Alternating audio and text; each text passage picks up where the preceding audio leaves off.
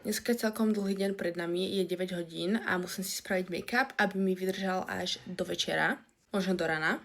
Poďte sa, ako vyzerá moja pleť. Pred 2 dňami bola úplne dokonalá a poďte sa teraz.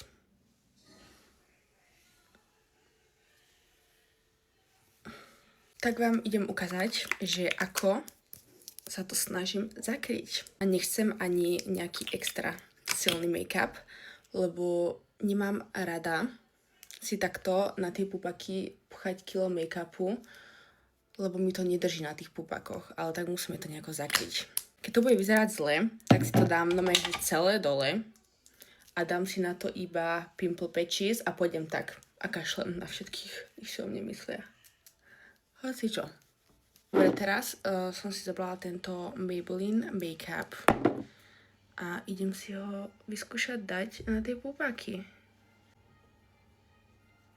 A tieto červené pupaky nič nezakrie, bože, mám také nervy. Cez týždeň som mala dokonalú pleť, čo som nikde nechodila, bola som iba doma. Teraz jak naschval proste príde víkend, mám plány a bum. Viete čo, není to úplne najhoršie. Viem si to zapudrovať a možno si prejdem na nejakých miestach ešte raz ten make-up.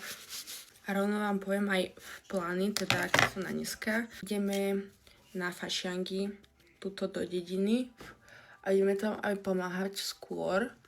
No mňa to začína o 4:00 alebo koľkej.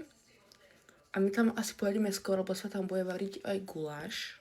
Tak asi, že pomôcť, keby náhodou niečo. O 7:00 ideme do Nitry sa pozrieť na futbalový zápas, lebo Čeladice hrajú prípravný na FCčko na Umelej.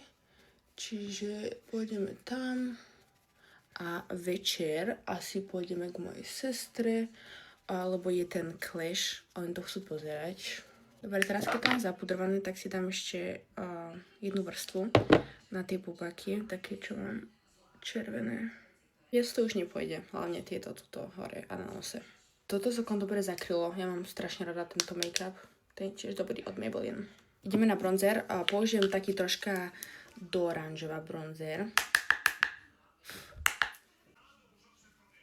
Výcenku si dávať nebudem, lebo si robím iba taký naturálny make-up, aby vyzeralo, že nemám make-up na sebe.